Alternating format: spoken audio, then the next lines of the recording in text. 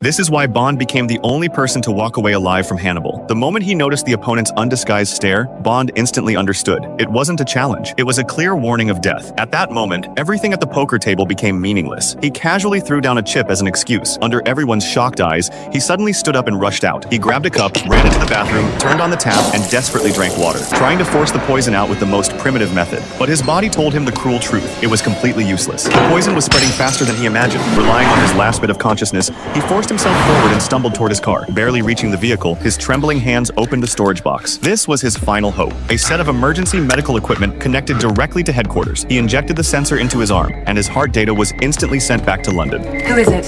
007. Bond's been poisoned. He's going into cardiac arrest.